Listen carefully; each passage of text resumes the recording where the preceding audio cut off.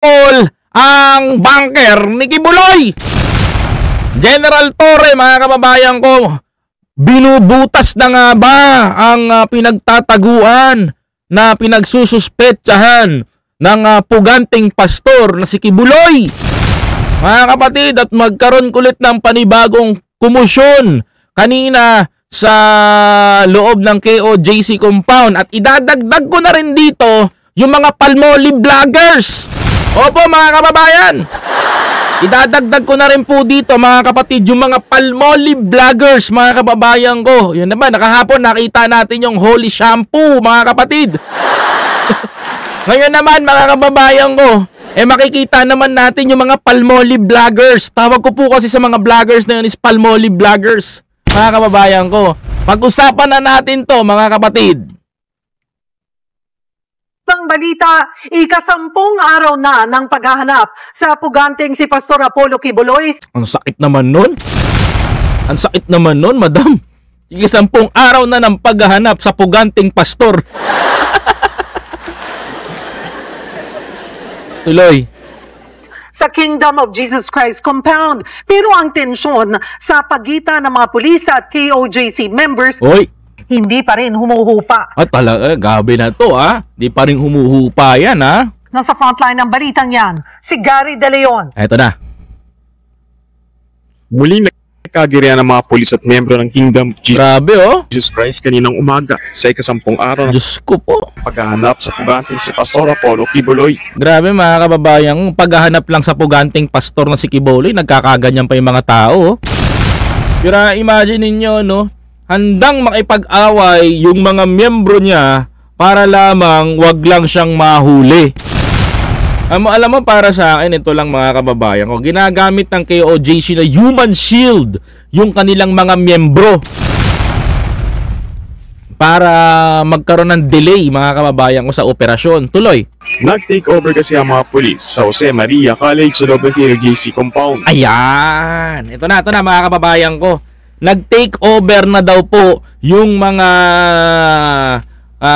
police doon sa Jose Maria College. Alam nyo, yung Jose Maria College, dyan po nila nakikita mga kababayan ko, dyan po nila narinig mga kapatid, dyan po nila nalaman yung naghuhukay mga kababayan ko, at dyan daw po malapit tumatakbo-takbo yung heartbeat. Opo, tama po kayo ng inyong naririnig. Dyan po tumatakbo-takbo yung heartbeat mga kababayan ko na sinasabi nilang daga mga kababayan ko. Aba, ang lupit naman ng daga, may tinatakbuhan, palipat-lipat. Ang lupit. Tuloy. Ipinasok nila ang mga box at ilang gamit ng hinala ng mga taga-KOJC ay gagamitin sa paghuhukay. Kaya ang ilang membro ng KOJC nagsisigaw at nagalit nang ikorda ng mga pulis ang buong lugar na pinagdarausan din nila ng mga programa. Ayan. Teka lang.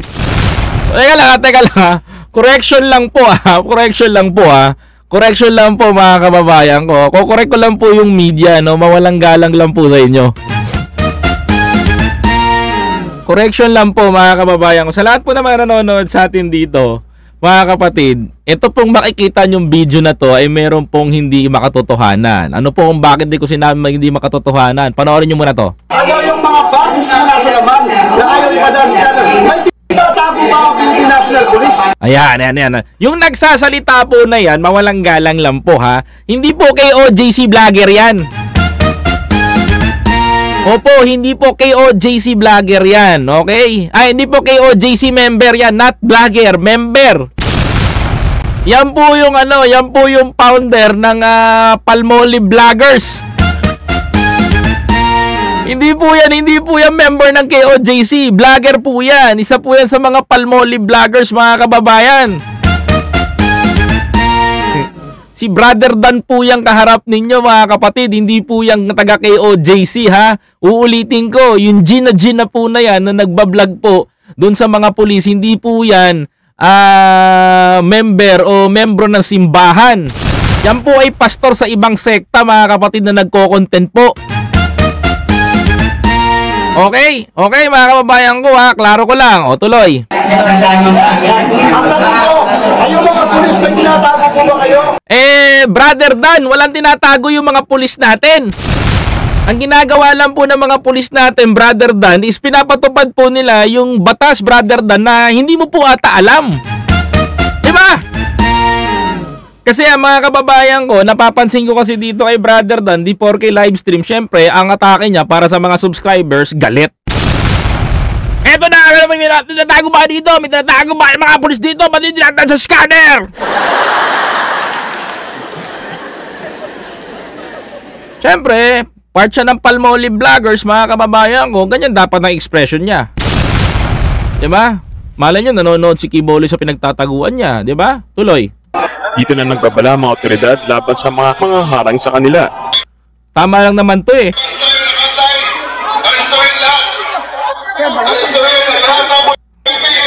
Alam nyo kung bakit alam nyo ito ito naman kanana mga taga KOJC dyan eh. Inaapi sila, ginagamitan sila ng dahas ng ating kapulisan. Pero ang totoo niyan mga kababayan ko, ito lang mga kapatid. Sa batas natin, let me clarify, kapag nagsaserve ng warrant of arrest ang ating pulis at ikaw ay humarang, mga kababayan ko, kakasuhan ka ng obstruction of justice. Simple arithmetic lang yan. For example, ako, nandoon, hinarangan ko yung pulis, mga kababayan ko. Hinarangan ko yung pulis, di ko pinapasok, binraso ko, tinulak ko, mga kababayan ko. At nagkaroon ng pisikalan kung sakaling magkaroon man o harangan ko lang, mga kababayan ko, ang kaso mo po dyan ay obstruction of justice. Pinipigilan mo i-implement ang batas. Ngayon mga kababayan ko, pinupukol na naman nila si General Torre. Berdugo yan si Torre! Berdugo yan! Berdugo talaga yan si Negro! Kasi yan na naman ang sasabihin ng mga taga-KOJC of course mga kababayan ko To be honest, paulit-ulit lang nilang sasabihin yan mga kababayan ko. No? Shoutout muna kay Banat Boy. Good day sa iyo kapatid and sa lahat po. Ayan.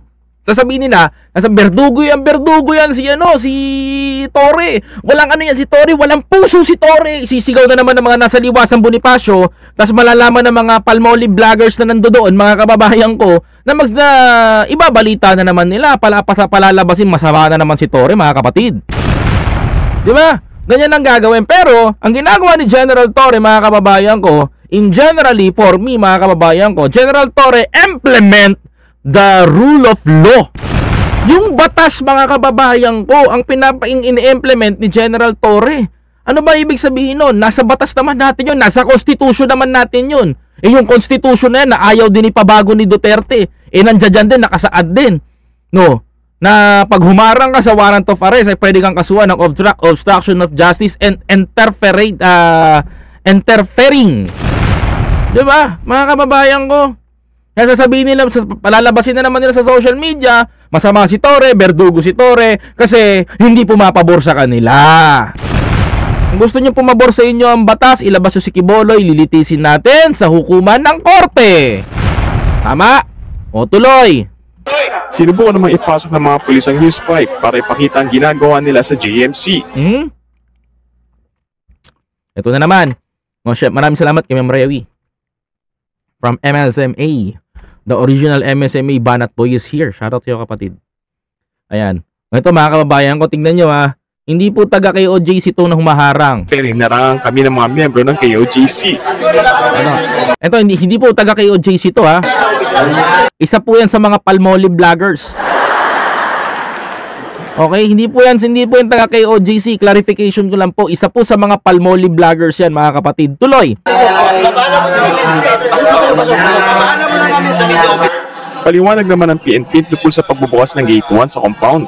Bahagi lang ito ng pagpapaigting ng seguridad sa lugar. If I'm not mistaken, the Gate 1 is malapit dun sa fire truck, mga kababayan ko. Sa mga nagtatanong po, malapit po yan sa fire truck. Kasi patuloy pa rin naman yung ginagawa namin na implementation of warrant of arrest. Correct. And kung i-close nila ang gate, ibig sabihin doon kung sino mang tao na nandoon na hindi nila i-open ang gate, he or she can be charged with obstruction of justice. Di ba? Obstruction of justice, mga kababayan ko. Hindi po ako abogado pero alam ko po yung batas na yon, mga kababayan ko. Okay, tuloy. Wala rin daw silang plano na paalisin sa lugar ang mga miyembro ng KOJC para itago ang ginagawa ng mga pulis sa loob ng compound. Wala naman palang plano ba't ginaganyan nyo yung mga pulis natin? Palibasa kasi pag nagbabalita to si SMNI, exaggerated eh. Palibasa, exaggerated pagbalita. Tapos yung host nila, paminta. Yung host nilang paminta, masyadong exaggerated yun, mga kababayan ko magbalita, di ba? Sasabi nila, kinakawawa yung mga miyembro. Kung tutusin, dapat nga walang mga miyembro ng KOJC dyan eh. Pero dahil sa karapatan ninyo na dahil sa inyo daw di umano, ang sinasabi nyo, kine-claim ninyo yung lupain na yan dahil sa KOJC compound yan, andyan kayo. Nananatili kayo dyan, di ba? Nagbabarikada kayo dyan. Pero ang totoo niya, mga kababayan ko, kung dito sa Metro Manila yan, sibak kayo dyan, wala kayo dyan. Habang nag-iimbestiga ang mga pulis, mga kapatid. Pero hindi, nare-respeto pa rin kayo because dahil sa inyong kulto, di ba mga kapatid?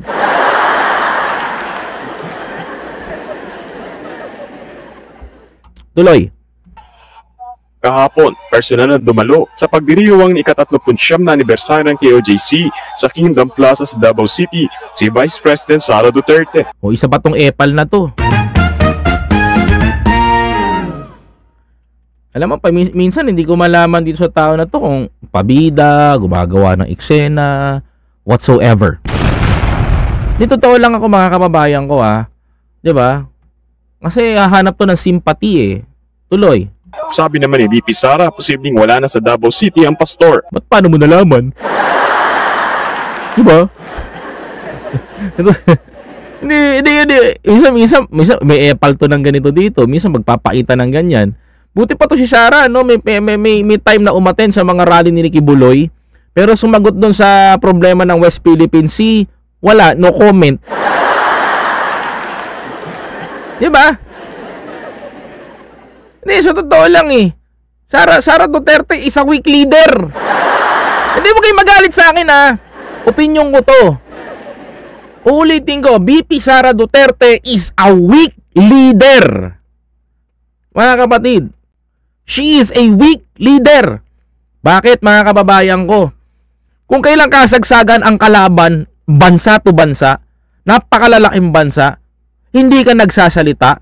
Pero pagdating dito sa issue ng pastor na nagtatago na di umano'y may kaso ng pang-aabuso at may kaso sa Amerika at sa husgado ng Amerika, sa Homeland Security, mga kababayan ko, ay may kaso siya ng child abuse.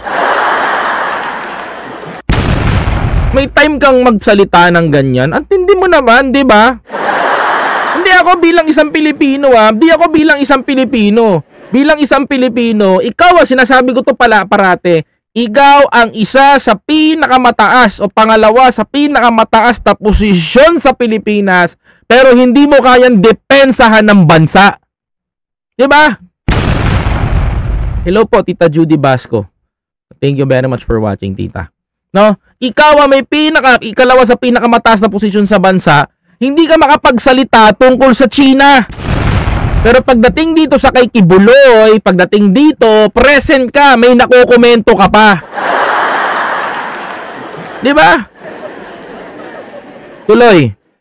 Tingin ko. Huwag ka na tumingin. Huwag ka na tumingin. Wala na si Pastor Kibuloy dito sa Davao City dahil... bakit kaya? Baka mamaya biglang mahuli ni Tory yan, mga kababayan ko, sabi mo nasa langit.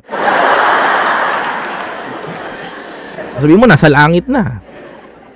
Mahaba yung panahon na pwede siyang umalis na sa Davao City.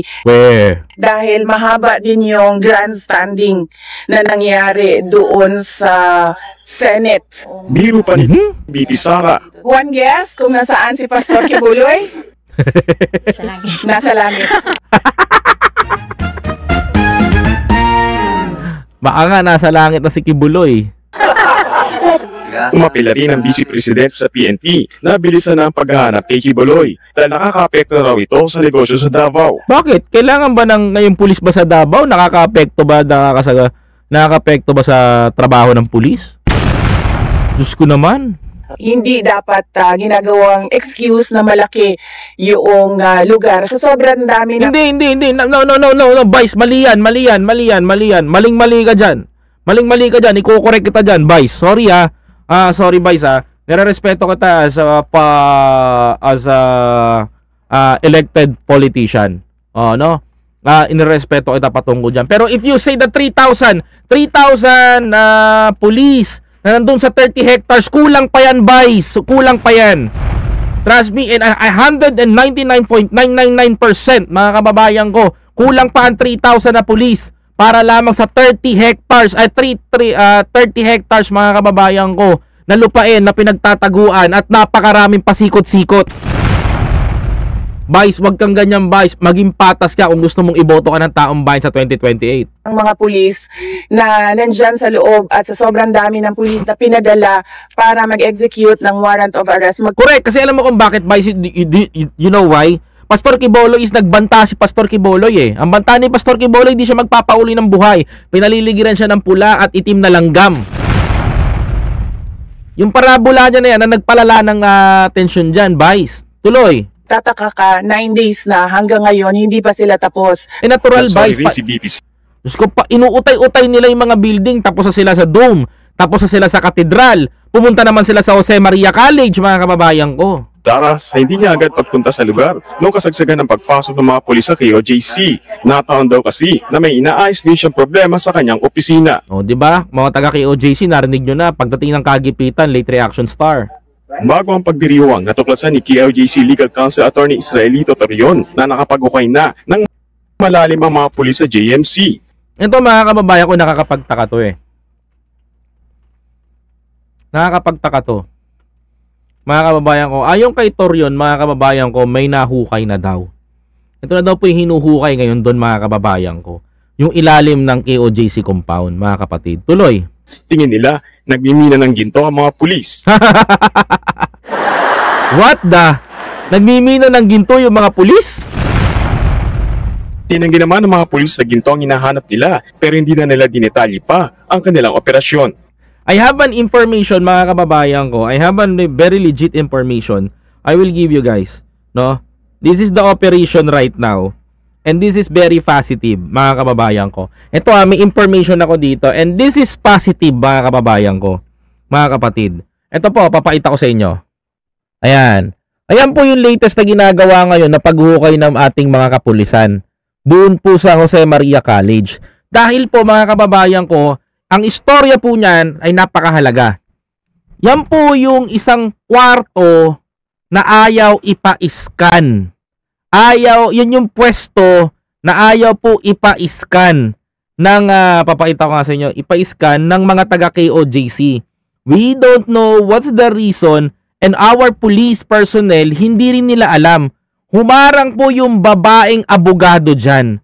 Diyan po nag-start, mga kababayan ko, yung sinabing, pasasabugin namin to o kung hindi nyo sasabihin sa amin kung saan ang lagusan nito. Ituro nyo na sa amin. So, pinapaamin yung mga, doon. Ayan, pakita ko sa inyo, mga kapatid, ha. Ayan, papakita ko sa inyo. Pinapaamin during that time yung mga member kung saan ang lagusan, asan yung chamber nito. Ang problema, mga kababayan ko, hindi sinabi at hinaharangan nung isang abogadong babae yung ating kapulisan na nadidetect nila, mga kababayan ko. Yan yung sinasabi na nadidetect nila ng konting dipa, mga kababayan ko, from wall to wall, mga kapatid. Nadidetect nila, mga kapatid, yung heartbeat. Imagine ninyo, mga kababayan ko, imagine ninyo, can you imagine, mga kababayan ko, if, for example, if this is the wall, tapos ito yung scanner, i-scan ko, maririnig niya na yung heartbeat sa ilalim ng lupa, mga kababayan ko. Maririnig yung heartbeat sa ilalim ng lupa. Imagine niyo kung gaano kalalim yung lupa. Mga kapatid, ganyan po kalakas yung scanner. Ngayon po, the very biggest question ko dito, paano sasabihin ng mga taga KOJC daga ang nasa ilalim nito? Samantalang po ngayon, mga kababayan ko, ay nahuhukay na nila yung pinagmumulan ng heartbeat, mga kababayan. At kung titignan ninyo, sa ilang talampakan nito, for almost 10 feet, mga kababayan ko, ang lalim. Mga kababayan ko, 10 feet. Sa tingin nyo, may daga kayang titira sa puro lupa? Puro buha, puro putik? Ni walang lagusan, no, mga kababayan ko. Sige nga, mga kababayan ko. Diyan nakatapat yung scanner kung saan malakas yung heartbeat na pinaghihinalaan ng mga pulis natin na di umano'y merong nagtatago sa ilalim. Subalit, mga kababayan ko, nung hinukay ng mga pulis yung mga palusot na mga taga-KOJC, yung mga palusot na mga taga-KOJC na daga, sige nga, imagine ninyo, may titira bang daga dyan sa ganyang kalalim? Mga kababayan ko, kung may titira man dyan, common sense, mga kapatid, mabubuhay ka ba dyan?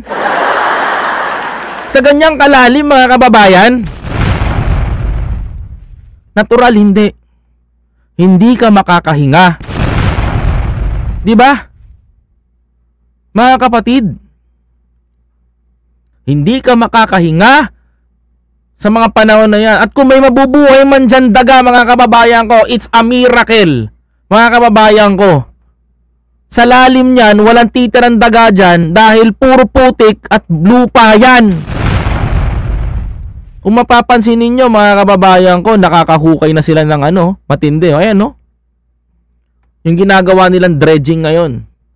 Mga kapatid, alam mo, ang inaantay lang lumitaw ng mga pulis dito, to be honest, sabihin ko to sa inyo, ang inaantay lang lumitaw ng mga pulis dito, mga kababayan ko, makakita lang sila ng isang concrete na sinarado, concrete na natatakpan, o makakita lang sila ng form of structure. Mga kababayan ko, oras na makakita ang mga pulis natin dyan, basag ang mga taga-KOJC. Promise. Oras na, mga kababayan ko, makita na merong istruktura sa ilalim ng Jose Maria College ngayon, basag ang mga teorya ng KOJC. Basag ang mga malimparatang nila. Ibig sabihin, may bunker nga talaga. Yun ang pinakamasakit doon, mga kapatid. Di ba? Oh. Ngayon, mga kababayan ko, kayo nang bahalang humusga kapag nandyan talaga. So another fake news?